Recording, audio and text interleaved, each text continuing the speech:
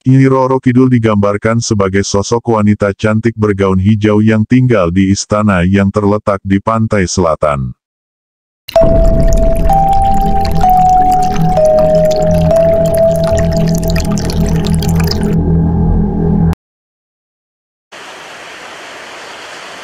Dikisahkan di tanah Jawa, lebih tepatnya di daerah yang bernama Pajajaran terdapat sebuah kerajaan purba yang dipimpin oleh Prabu Siliwangi ke-6. Prabu Siliwangi memiliki kegemaran berburu hewan di hutan belantara. Suatu saat ia sedang asyik berburu dan secara tidak sadar telah masuk ke dalam hutan yang lebih jauh. Prabu Siliwangi tidak dapat menemukan jalan keluar dari hutan tersebut. Setelah berputar-putar untuk menemukan jalan keluar, Prabu Siliwangi tiba-tiba saja bertemu dengan seorang perempuan cantik di dalam hutan tersebut. Prabu Siliwangi merasa lega dan segera menghampiri perempuan tersebut. Setelah berkenalan diketahui bahwa ternyata perempuan cantik tersebut sudah lama tinggal di hutan. Sang perempuan tersebut akan mengantarkan dan menunjukkan di mana jalan keluar dari hutan, namun dengan syarat Prabu Siliwangi harus menginap beberapa hari di istananya.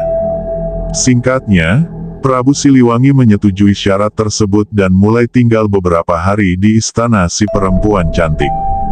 Prabu Siliwangi tinggal lebih lama dari rencana sebelumnya karena Prabu Siliwangi merasa jatuh hati dengan sang perempuan tersebut dan pada akhirnya mereka menikah. Setelah beberapa waktu, Prabu Siliwangi kembali ke kerajaannya seorang diri tanpa sang istri. Sesampainya di kerajaan, semua rakyat merasa bahagia mengetahui bahwa sang raja telah kembali. Mereka sempat berpikir bahwa raja telah meninggal karena sudah berhari-hari tidak ada di istananya.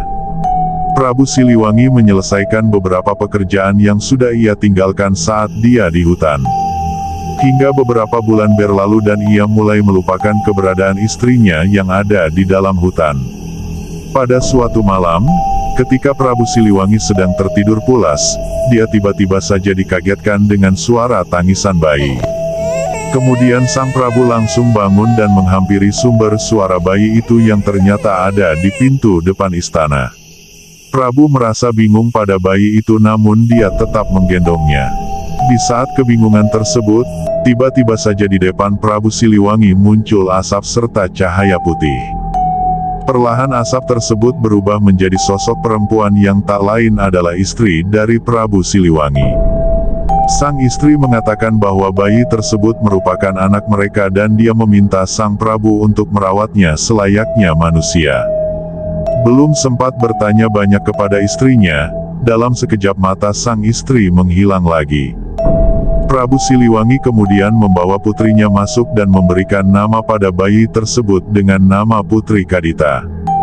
Putri Kadita tumbuh sebagai gadis yang cantik dan berbudi pekerti baik. Kecantikan Putri Kadita terkadang mengingatkan Prabu Siliwangi kepada istrinya.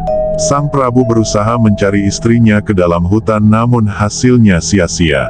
Prabu Siliwangi mulai mengkhawatirkan akan kerajaannya. Dia tidak memiliki istri dan anak laki-laki sebagai penerusnya kelak.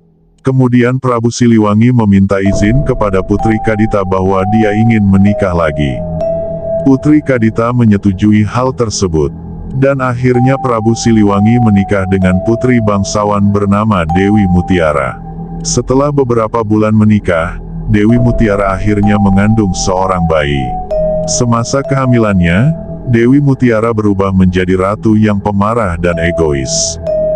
Semua permintaan ratu selalu dituruti oleh Prabu Siliwangi. Namun suatu saat ratu meminta agar Putri Kadita keluar dari istana. Mendengar hal itu Prabu Siliwangi menentang keras. Dewi Mutiara merasa kasih sayangnya terbagi jika masih ada Putri Kadita. Sehingga ia berencana untuk menyingkirkan Putri Kadita. Dewi Mutiara pergi ke hutan dan bertemu dengan seorang dukun untuk menyingkirkan Putri Kadita.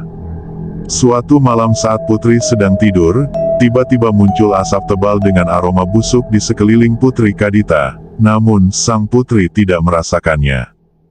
Keesokan harinya, Putri Kadita bangun dan terkejut dengan tubuhnya yang timbul bercak nanah. Melihat hal tersebut, Sang Prabu berusaha mengobati putrinya dengan memanggil semua tabib terbaik di seluruh penjuru negeri. Namun sayangnya, tak ada satupun tabib yang bisa mengobati sang putri.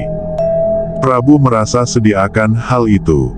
Di tengah keputusasaan Sang Prabu, Dewi Mutiara mengusulkan niat jahat untuk mengasingkan sang putri agar penyakitnya tidak menular. Karena putus asa, Sang Prabu mengiyakan dan meminta putrinya untuk pergi menjauh dari istana. Dengan berat hati Putri Kadita meninggalkan istana dan pergi ke hutan untuk bertapa. Di tengah bertapanya itu, Putri mendengar suara yang menyuruhnya untuk pergi ke pantai selatan. Suara tersebut diketahui milik sang ibu atau istri Prabu Siliwangi. Putri Kadita yang merasa yakin akan suara itu kemudian berlari ke arah pantai selatan selama berhari-hari. Sesampainya di pantai selatan, suara milik ibunya muncul lagi dan menyuruh Putri Kadita untuk menceburkan dirinya ke dalam air. Putri Kadita kemudian mulai menceburkan dirinya ke dalam laut. Dan ajaibnya, penyakit kulit yang dideritanya seketika sembuh. Putri Kadita akhirnya memutuskan tinggal di laut dan membangun istana serta mengumpulkan ribuan pasukannya. Dari situ Putri Kadita dikenal sebagai Nyi Roro Kidul atau Ratu Pantai Selatan. Nah, itulah kisah cerita rakyat Yogyakarta, asal-usul Nyi Roro Kidul.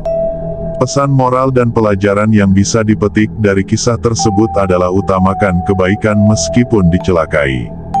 Seperti Putri Kadita yang mengorbankan dirinya pergi dari istana untuk kebaikan rakyatnya walaupun sebenarnya dia dicelakai oleh ibu tirinya.